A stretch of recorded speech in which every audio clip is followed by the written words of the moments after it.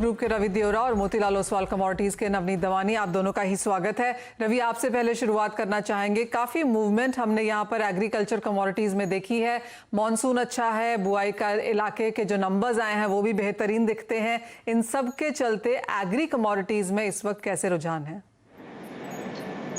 Definitely monsoon काफी अच्छा है, काफी टाइम पे एज वेल एज देखे तो जो नेक्स्ट मंथ के मानसून के एक्सपेक्टेशन है वो भी 103% है। तो आई थिंक कि ये agriculture commodity and agriculture economy के लिए काफी बेटर ईयर रह सकता है। अगर जो चांसेस है कि 50% से ज्यादा चांसेस है कि ये साल लानिना रहेगा, तो अगर ये लानिना होता है तो आगे 3 से 4 साल यही मानसून की पेस रहेगी, तो बेटर न्यूज आ रहा है। बट अगर यहाँ डोमेस्टिक फैक्टर्स एंड ये मानसून अगर हम कंपाइल करें तो आई थिंक एग्रीकल्चर कमोडिटीज में जब तक फाइनल सोइंग के नंबर नहीं आते तब तक एक ट्रेंड थोड़ा वोलेटाइल रह सकता है। ज्यादातर बाइंग साइड मुझे लग रहा है तब तक ये जो रबी सीजन कमोडिटीज है जहां अभी अराइवल्स खत्म हो चुके हैं, जो प्रेशर था, तो आई थिंक वहां पे फोकस करना चाहिए। पर्टिकुलर पहला मेरा आज रिकमेंडेशन सरसों पे रहेगा।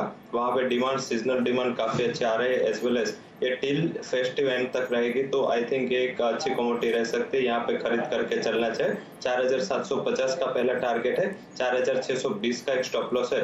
एंड सेकंड, जो ग्लोबल मार्केट में कॉटन कॉम्प्लेक्स में जो रिकवरी आई है तो उसका फायदा यहाँ पे घरेलू मार्केट में भी आ रहा है। पर्टिकुलर 60 का लेवल काफी हर्डल यूएस कॉटन को था, ये आज क्रॉस करके वहां पे सस्टेन हुआ है, तो लग रहा है कि एक आगे 64-65 तक के लेवल तक ये कॉटन जा सकता है। तो मेरे हिसाब से कोकोड एक बेटर कमोडिटी रह सकती है। 1980 के करीब बाय करें, 2020 का टारगेट है। 1955 का एक स्टॉप लॉस भी लगा लेना है। अगर 2020 के ऊपर क्लोज होता है तो 2100 तक के शॉर्ट टर्म टारगेट के लिए भी आप होल्ड कर सकते हैं। यानी कि खरीदारी की राय यहाँ पर एग्रीकल्चर कमोडिटीज में है। मांग में सुधार है, अंतर्राष्ट्रीय बाजारों के क्यूज थोड़े से बेहतर हैं और उन सब का फायदा हमने यहाँ पर आते हुए देखा है। मॉनसून समय से पहले पहुंचने से खरीफ दलहन फसलों की बुआई जोरों पर है। अभी तक दलहन फसलों का रकबा करीब 2.25% तक बढ़ा है। इसके अलावा नेफेड के चने की खरीदारी भी जोरों पर है। इस बीच कल प्रधानमंत्री नरेंद्र मोदी ने कहा कि राष्ट्र के नाम संबोधन में पीएम गरीब कल्याण अन्न योजना की मियाद नवंबर तक बढ़ाने का ऐलान किया, जिसमें 5 किलो अनाज के साथ 1 किलो चना भी मुफ्त मिलेगा। इन सब डेवलपमेंट्स का दालों के कारोबार पर कैसा असर पड़ेगा, आगे किस तरह की स्थिति रह सकती है, इसी पर बात करने के लिए हमारे साथ नेफेड के चेयरमैन विजेंद्र सिंह हैं और आईपीजीए के फाउंडर डायरेक्टर प्रवीण डोंगरे भी जुड़ेंगे। सिंह साहब, पहले आपसे शुरुआत करना चाहेंगे। किस तरह की होल्डिंग्स फिलहाल यहाँ पर नेफेड के पास हैं, और जिस तरह से प्रधानमंत्री ने कल यहाँ पर 1 किलो चना 80 करोड़ फैमिलीज को नवंबर तक देने की बात की है, क्या पर्याप्त होल्डिंग्स और स्टॉक्स आपके पास हैं? जी मैडम, मैं विजेंद्र सिंह बोलता हूँ, चेयरमैन नेफेड जी। और हमारे पास जो कि प्रधानमंत्री जी ने कहा है, तो क्योंकि जो बाकी का अनाज जो देना है वो तो एफसीआई के देगी, बाकी चना हम देंगे जी। और चने का स्टॉक हमारे पास, जैसा कि आप जानना चाह रहे हैं, 30 लाख मेट्रिक टन है, सफिशिएंट है जी। और अभी परचेज भी चल रही है, क्योंकि चने की क्रॉप आ गई, उसकी परचेज भी चल रही है। और ये जो गरीब कल्याण योजना प्रधानमंत्री जी जो लोगों की मदद कर रहे हैं, इसमें हमने पहले भी 6 लाख मीट्रिक टन दाल प्रोसेस करा के ऑल ओवर कंट्री में हमने भेजा है। और अभी जो ये स्कीम आई है, इसके अंदर 12 लाख मीट्रिक टन हमने देना है। And we have sufficient stock, हमारे पास 30 लाख मीट्रिक टन का स्टॉक है जी। सिंह साहब, अभी आपने कहा 30 लाख टन का आपके पास स्टॉक है, 6 लाख ऑलरेडी आपने दाल प्रोसेस करा के यहाँ पर स्टेट्स को दे दिया है। अब कितनी रिक्वायरमेंट है, जिस तरह से प्रधानमंत्री ने कमिट किया है, और अब कितना प्रोक्योरमेंट आगे जाके आप देख रहे हैं? देखिए, प्रोक्योरमेंट की तो जहाँ तक है कि गवर्नमेंट हमें डायरेक्टिव देती है कि हम प्रोक्योरमेंट करें, that is in the interest of the farmers also जी, एज वेल एज कंज्यूमर। कभी भी क्राइसिस आए, गवर्नमेंट को जरूरत पड़े, किसी स्टेट को जरूरत पड़े, तो वी हैव सफिशिएंट स्टॉक। जैसे पिछले साल का स्टॉक हमारे पास आज भी 30 लाख मेट्रिक टन सिक्योर्ड है, और अभी भी खरीद हमारी चल रही है। और मेनली ये चना हम देंगे, और इसमें मेन ग्रोइंग स्टेट हमारे महाराष्ट्र, राजस्थान, मध्य प्रदेश, कर्नाटका तो चने में ये मेन 4 ग्रोइंग स्टेट्स हैं और अभी भी खरीद चल रही है। तो आई होप के अनदर 25-30 लाख मैट्रिक टन चना हम और खरीद पाएंगे आगे के कभी भी जरूरत पड़ने पर। जी सिंह साहब, एक और चीज भी है, जैसे आपने कहा स्टॉक्स यहाँ पर काफी ज्यादा हैं, तो बाजार ये भी मान के चल रहा है कि ये जो ऑफलोडिंग होएगी चने की, जो दिया जाएगा नवंबर तक, उससे बेहतर ही होगा, क्योंकि स्टॉक रखने की जो नया प्रोक्योरमेंट है उसके लिए भी जगह नहीं है। तो एक तरीके से जो पुराना माल है वो निकल जाएगा और नया प्रोक्योरमेंट यहाँ पर आ जाएगा। तो आपको क्या लगता है नवम्बर तक कितना चना यहाँ पर दिया जाएगा इस वितरण के तहत? Manisha ji, you are very right. हमेशा यही होता है कि भाई पुराना स्टॉक बेच दिया जाए या निकाल दिया जाए। अभी गरीब कल्याण योजना के तहत हमारा 50% के करीब स्टॉक चला जाएगा और भी गवर्नमेंट के आदेश होंगे तो we are in a position to supply in a sufficient quantity. तो उसमें हमारे को कोई दिक्कत नहीं है और हम पल्सेज वगैरह को हमेशा के लिए स्टॉक करके रखते हैं, डिफरेंट कमोडिटीज को पल्सेज में। जी हमारे साथ आईपीजीए के प्रवीण डोंगरे भी हैं। प्रवीण जी नमस्कार। क्लियरली जिस तरह से कल प्रधानमंत्री ने कहा है, हमने इमीडिएटली चने के भावों में हल्की सी सपोर्ट भी यहाँ पर आते हुए देखी। बुआई का इलाका इस बार यहाँ पर काफी बेहतर है और चने के भाव फिलहाल भी यहाँ पर एमएसपी के नीचे ही कारोबार कर रहे हैं। लेकिन जैसे सिंह साहब से भी बात हो रही है और जैसे नेफेड का यहाँ पर काफी बड़ा हाथ रहेगा, आप कैसे फिलहाल इस सेक्टर को देखते हैं ओवरऑल? हमारे हिसाब से तो ये बहुत ही बढ़िया अनाउंसमेंट किया है गवर्नमेंट ने कि 5 किलो चावल या 5 किलो गेहूं ये अपने 800 मिलियन लोगों को ये बांटना है नवंबर तक, और 1 किलो चना ये वल्नरेबल फैमिलीज तो 180 मिलियन फैमिलीज को बांटा जाएगा। तो 800 मिलियन इंडिविजुअल्स और 180 मिलियन फैमिलीज को ये मेरे ख्याल से ये वर्ल्ड में सबसे लार्जेस्ट वेलफेयर प्रोग्राम है ये। और ये डिजास्टर मैनेजमेंट और ये पैंडेमिक टाइम्स में ये एक बहुत ही बढ़िया प्रोग्राम गवर्नमेंट ने किया और हमारे एसोसिएशन इसको वेलकम करता है और इसको पूरी तरह से सपोर्ट करता है। प्रवीण जी आगे जाके अब यहाँ पर मार्केट कैसी लगती है, क्योंकि जो चना यहाँ पर नेफेड के पास है वो तो यहाँ पर ऐसे निकल जाएगा। जो रेगुलर डिमांड है कोविड के तहत जो हमने यहाँ पर इन हाउस मांग आते हुए देखी है, वहां पर किस तरह के नंबर्स हैं? तो अभी ये कोविड के टाइम हमारी इंडस्ट्री ने हैज रियली रिजन अप और सारे सप्लाई लाइन जिन्होंने वेल सप्लाइड रहे हैं, कहीं भी देश में पल्सेस की या चने की या गेहूं की या चावल की कहीं भी शॉर्टेज दिखाई नहीं दी है। तो ये इसका कारण हमारे क्रॉप्स भी अच्छे थे, सरकार के पास भी अच्छी क्वांटिटी स्टॉक्स में है। मेरे ख्याल से एफसीआई के पास 90 मिलियन टन स्टॉक है व्हीट और राइस का। जैसे सिंह साहब ने कहा अभी उनके पास 3 मिलियन टन पल्सेस का स्टॉक है। तो मेरे ख्याल से अवेलेबिलिटी काफ़ी अच्छी है और अवेलेबिलिटी अच्छे होने के कारण से ये प्राइसेस स्टेबल ही रहेंगे। सिंह साहब आपसे एक और चीज जानना चाहेंगे कि स्टॉक यहाँ पर काफी बेहतरीन है, लेकिन जो ऑन ग्राउंड सुनने को मिलता है वो यूजुअली ये होता है कि डिस्ट्रीब्यूशन को लेके कुछ दिक्कतें आ जाती हैं टाइम टू टाइम। आपकी ऑन ग्राउंड यहाँ पर कैसी फीडबैक रही है, स्पेशली लॉकडाउन के चलते, जब हमने देखा है कि एसेंशियल कमोडिटीज और खाने पीने की चीजों को इतनी दिक्कत नहीं मिली, लेकिन जो पूरा माइग्रेंट इशू है, डिस्ट्रीब्यूशन है, ट्रांसपोर्टेशन है, ऑन ग्राउंड उसका हाल क्या है? Manisha ji, you will appreciate अभी रिसेंटली मार्च, अप्रैल और मई में हमने ऑल ओवर इंडिया में even up to Andaman and Nicobar हमने ये दालें सप्लाई करनी थी और 9 लाख मीट्रिक टन दाल हमने प्रोसेस कराई लॉकडाउन के पीरियड में जी। और प्रोसेस कराने के बाद हर एक स्टेट को डिलीवर भी कर दी। आप देखिए लॉकडाउन में भी जब हमारा इंफ्रास्ट्रक्चर सक्सेसफुल रहा है तो अब तो रिलैक्सेशन है, अब तो हमें कोई दिक्कत ही नहीं, we will supply it before time. और तभी भी हमने हर एक स्टेट को टाइमली सप्लाई कर दिया था लॉकडाउन के पीरियड में। चलिए, यानी कि नंबर्स बेहतर हैं, इंडस्ट्री का सपोर्ट भी है जैसे प्रवीण जी ने कहा, और नेफेड के पास यहाँ पर इनफ माल है, प्रोसेसिंग यहाँ पर इंडस्ट्रीज कर रही हैं, समय पर यहाँ पर वितरण भी हो जाएगा, ऐसा यहाँ पर माना जा रहा है। सिंह साहब, डोंगरे जी, बहुत शुक्रिया आप दोनों का हमारे साथ जुड़ने के लिए और उन पूरे दालों के सिनेरियो पे, सेक्टर पर अपनी राय देने के लिए। इसी के साथ अब यहाँ पर रुख करना चाहेंगे नॉन एग्रो स्पेस की तरफ, क्योंकि कच्चे तेल में करीबन 2% का उछाल फिलहाल हम स्क्रीन्स पर देख रहे हैं। सोने ने आज ऑल टाइम हाईज भारतीय बाजारों में बनाया है। नवनीत, आप कैसे देखते हैं और नॉन एग्रो में आपकी आज की टॉपिक्स कहां पर हैं?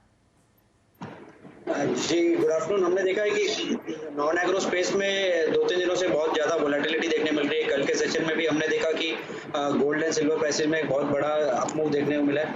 मुझे लगता है आज के सेशन में सिल्वर में थोड़ा सा करेक्शन थोड़ा सा ड्यू हो सकता है because of the recent up move, but वो भी एक बाइंग अपॉर्चुनिटी से ट्रीट करना चाहिए। 50,000 से 50,200 की रेंज में मिले तो बाय किया जाए। 49,800 का आप स्टॉप लगाइए एंड 51,100 तक के टारगेट देखने मिल सकते हैं। साथ ही साथ क्रूड में लास्ट 2-3 दिनों में काफ़ी इसकी चार्ट देखने मिल रही है और $40-41 के आसपास थोड़ा स्ट्रगल देखने मिल रहा है और नीचे में $38 के आसपास सपोर्ट देखने मिल रहा है। मेरा बायस सेल ऑन रैलीज का है और मुझे लगता है कि 1-2 दिनों में क्रूड में एक डिसेंट साइज करेक्शन देखने मिल सकता है।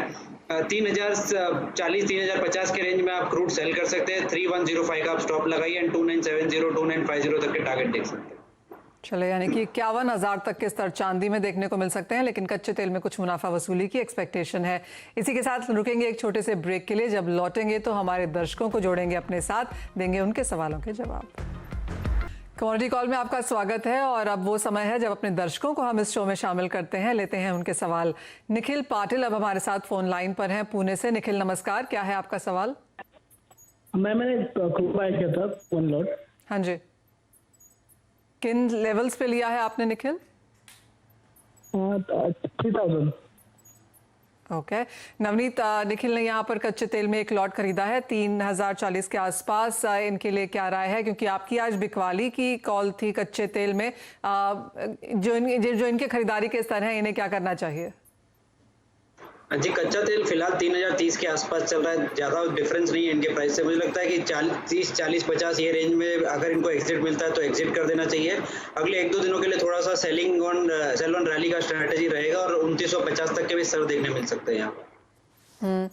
आधे % की बढ़त आज यहाँ पर भारतीय बाजारों में है। इवन एज हमने इंटरनेशनल मार्केट्स में करीब 2% की तेजी आते हुए देखी है, लेकिन भारतीय बाजारों में बहुत ज्यादा बढ़त यहाँ पर देखने को नहीं मिल पाई है। रुपया यहाँ पर एक बड़ा फैक्टर रहा है, लेकिन जैसे नवनीत कह रहे हैं कि बहुत बड़ी तेजी फिलहाल यहाँ पर आने वाले कुछ दिनों में एक्सपेक्टेड नहीं है। हमारे पास एक मैसेज है, SMS है योगेंद्र सिंह जी का इंदौर से। रवि, इन्होंने सोयाबीन इनके पास है 90 क्विंटल, ये किसान हैं, और मक्का है इनके पास 200-250 क्विंटल के बीच में। तो सोयाबीन और मक्का दोनों के ही बारे में ये जानना चाहते हैं कि कब तक होल्ड करें, कहां पर भाव जा सकते हैं।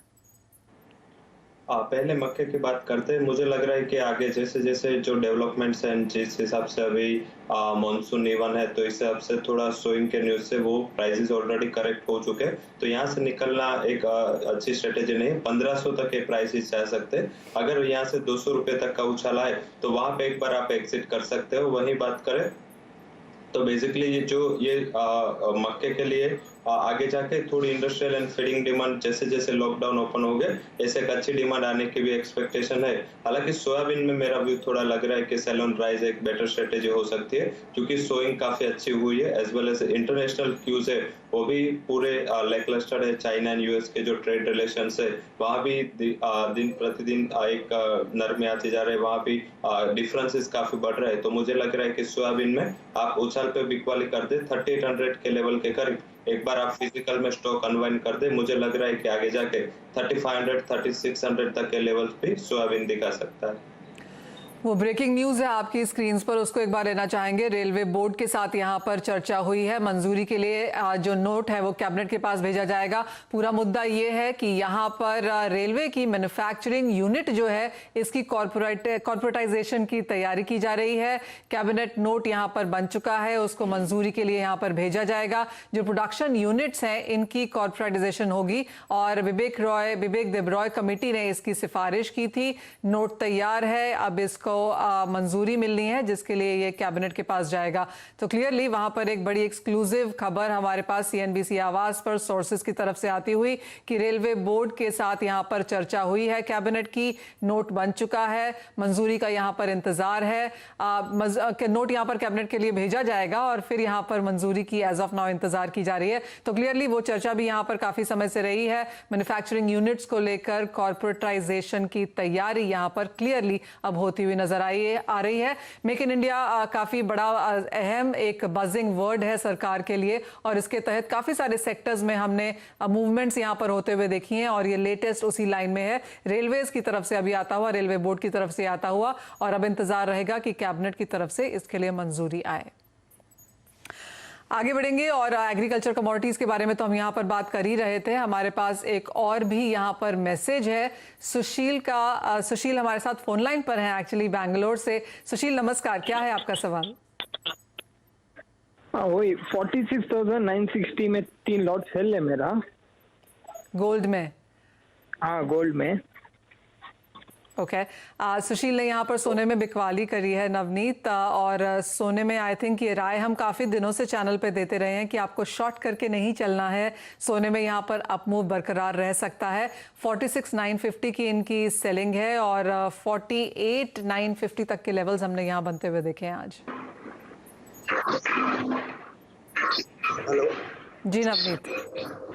हाँ, मुझे लगता है कि सोने में आज थोड़ा सा प्रॉफिट बुकिंग देखने मिल रहा है ऊपर के लेवल्स पे, और टेक्निकली अगर हम देखें तो 1790 एक बहुत ही क्रिटिकल लेवल था जिसको ब्रीच किया है कल के सेशन में। आज के सेशन में अगर प्राइसेस उसके नीचे नहीं जाते तो ये जो करेक्टिव मूव भी हो सकता है और फिर से वापस तेजी की शुरुआत हो सकती है अगले 1-2 दिनों में। तो आज थोड़ा सा कॉशियस रहना चाहिए। मे बी 48,550 48,400 तक भी आप लेवल देख सकते हैं, बट अगर $1,790 अगर कॉमेक्स में नहीं ब्रीच करता है तो फिर से एक तेजी का अनुमान लगाया जा सकता है। और भारतीय बाजारों में नवनीत इसका क्या मतलब होगा, क्योंकि सोने में काफी सारे लोग खरीदना चाहते हैं, डिप्स का भी इंतजार कर रहे हैं, वो ये भी जानना चाहते हैं कि या इतने लेवल्स के बाद क्या बेच लेना चाहिए थोड़े समय के लिए, तो क्या एक रेंज बन के इंडियन मार्केट्स में भी आ सकती है? जी नहीं, हमारा बायस काफी बुलिश है और मुझे लगता है कि अगले कुछ महीनों में आपको 50,000 से लेके 54,000 तक के भी लेवल देखने मिल सकते हैं। तो स्ट्रांगली बिलीव करते हैं कि any major correction is a good buying opportunity. हालांकि काफी अच्छा अपमूव देखने मिल गया, ऑलरेडी 22-23% का अपमूव इस साल में देखने मिल गया, तो थोड़ा सा कॉशियस टर्न जरूर रहेगा। बट किसी ने मिस्ड आउट अगर हो चुका है तो वर्स्ट कम वर्स्ट अगर 47,700 तक आपको मिलता है तो एक बहुत अच्छा लेवल रहेगा जहां पे आप मीडियम टर्म में फिर से तेजी के लिए देख सकते हैं। अगले 2-4 दिनों के लिए अगर हम बात करें तो 48,300 48,200 के आसपास भी मिले तो एक गुड बाइंग अपॉर्चुनिटी है। आप स्टॉप लॉस लगा सकते हैं 47,700 का। ठीक है, यानी कि यहाँ पर करेक्शन देखने को मिल सकती है, लेकिन डिप्स पे यहाँ पर खरीदारी की ही राय फिलहाल बाजार के लिए है। आप शॉर्ट करके ना चलें क्योंकि यहाँ पर इमीडिएट वॉलेटाइल मूवमेंट्स काफ़ी ज़्यादा फिलहाल सोने में एक्सपेक्टेड हैं। हमारे साथ मुश्ताक झिरका हरियाणा से उनका मैसेज आया है। चना इनके पास 10 क्विंटल है, ये किसान हैं। रवि, इनके लिए क्या राय है? डेफिनेटली होल्ड करना चाहिए। पर्टिकुलर जो प्रधानमंत्री जी ने कल जो योजना अनाउंसमेंट की गरीब कल्याण योजना अंतर्गत, इससे जो अभी तक लास्ट पूरा साल देखे तो एमएसपी से काफी नीचे प्राइसेस रहे, उसका मेजर रीजन नाफेड था। नाफेड के स्टॉक के अनवाइंडिंग की सबसे बड़ी थ्रेट मार्केट में थी, फिजिकल मार्केट में, तो इस हिसाब से प्राइसेस अंडर प्रेशर रहे। इस साल क्रॉप बढ़ा था, बट हालांकि अगर ये डिस्ट्रीब्यूशन में इतना क्रॉप चला गया तो मेरे हिसाब से आगे जाके कंसर्न्स थोड़े ईज हो गए और प्राइसेस में अच्छा उछाल देखने को मिल सकता है। शॉर्ट टर्म में 4,000 का लेवल अच्छा सपोर्ट है, वहां पे एक बार ध्यान रखें। आपका पोजीशन फिजिकल में तो शायद स्टॉप लॉस नहीं रख सकते, बट यस ये लेवल काफी अहम है। मेरे हिसाब से 4500 तक के लेवल आपको एक महीने में देखने को मिल सकते हैं। तो 4,500 के करीब जब मिले तो वहां पे आप फिजिकल में स्टॉक अनवाइंड करें, तब तक एटलीस्ट होल्ड करें। यहाँ से 400 से 500 पॉइंट की तेजी मेरे हिसाब से एक महीने में बननी चाहिए। चले, यानी कि चने में लंबी तेजी है, स्पेशली आफ्टर प्रधानमंत्री ने कहा है कि 1 किलो चना सभी 8 करोड़ फैमिलीज को, 8 करोड़ लोगों को यहाँ पर दिया जाएगा नवंबर तक। उसके बाद यहाँ पर लंबी तेजी की उम्मीद है। लेकिन रुख करेंगे वापस उसी ब्रेकिंग न्यूज का जिसके बारे में आपको थोड़ी देर पहले मैं बता रही थी कि रेलवे बोर्ड की तरफ से आज यहाँ पर जो मीटिंग हुई है, एक कैबिनेट नोट बनाया गया है। रेलवे का जो मैन्युफैक्चरिंग यूनिट है उसको कॉर्पोरेटाइजेशन करने की बात की जा रही है। मेरे सहयोगी लक्ष्मण रॉय अब मेरे साथ दिल्ली से जुड़ रहे हैं। लक्ष्मण, आप फिर से ये एक बड़ी सी खबर लेके आए हैं एक्सक्लूसिव CNBC आवाज के लिए। क्या है डिटेल्स, क्या हम यहाँ पर समझें और कितने समय में ये सब मंजूरी आ सकती है? देखिए, यहाँ जो मुझे सूत्रों से जानकारी मिली है उसके मुताबिक रेलवे की जितने भी मैन्युफैक्चरिंग यूनिट्स हैं या फिर जितने प्रोडक्शन यूनिट्स हैं उन सबको सरकार कॉर्पोरेटाइज करने जा रही है और इसके लिए कैबिनेट ड्राफ्ट नोट तैयार हो गया है। रेलवे बोर्ड से इस पे सलाह मशविरा हो चुका है और अब अंतिम कैबिनेट नोट जो है उसको जल्दी कैबिनेट के पास भेजा जाएगा और कैबिनेट से जल्द मंजूरी की उम्मीद की जा रही है। कैबिनेट से मंजूरी मिलते ही इसकी तरफ कदम बढ़ा देंगे। ये प्रस्ताव थोड़ा संक्षिप्त में बता दूं कि अभी रेलवे के पास अलग अलग कई सारे यूनिट हैं, जहाँ कहीं पे वैगन बनता है, कहीं पे रेलवे के ट्रैक बनते हैं, कहीं रेलवे के अलग लोकोमोटिव यूनिट होते हैं। उन सारे यूनिट को कॉर्पोरेटाइज करने का प्रस्ताव था। विवेक देबरॉय कमेटी ने इस पर सिफारिश की थी और सरकार जब मोदी के सरकार का कार्यकाल का दूसरा चरण शुरू हुआ था तो उस टाइम 100 दिन के एजेंडे में इसको शामिल भी किया गया था, लेकिन अब सरकार इस पर तेजी से आगे बढ़ना चाहती है। लक्ष्मण, इसका क्या फायदा देखें? इन्वेस्टमेंट के तौर पर यहाँ पे क्या फायदा मिलेगा, फर्क मिलेगा, और क्या ये मेक इन इंडिया के तहत एक और हम कदम उठता हुआ माने? बिल्कुल, इसके दोनों ही फायदे जो आपने कहा। पहली बात तो इसमें जब कॉर्पोरेटाइज करेंगे तो इसमें ज्यादा से ज्यादा निवेश आ सकेगा। जब कॉर्पोरेटाइज करेंगे तो ज्यादा से ज्यादा बेहतर तकनीक का इस्तेमाल करके हम उत्पादन बढ़ा सकेंगे और साथ ही साथ कई मामलों में हमें इंपोर्ट पर निर्भरता जो होनी होती थी वो इंपोर्ट पर निर्भरता काफी हद तक कम होगी। एक तरफ से कहें तो मेक इन इंडिया की तरफ सरकार का एक बड़ा कदम होगा। एक फाइनल क्विक क्वेश्चन है लक्ष्मण, और वो ये कि ये कब तक आप देखते हैं कैबिनेट नोट को मंजूरी मिलता हुआ? मुझे लगता है बहुत जल्द इसको मंजूरी मिल सकती है और इसको कैबिनेट नोट अभी कैबिनेट के पास भेजा जाना है। कैबिनेट में भेजे जाने के बाद कैबिनेट में जब बैठक होती है हर हफ्ते, उसके हिसाब से तय किया जाता है कब कौन से एजेंडे को शामिल किया जाना। तो मुझे लगता है कि बहुत जल्द महीने भर के भीतर कैबिनेट से इसे मंजूरी मिल जाए तो मुझे आश्चर्य नहीं होगा।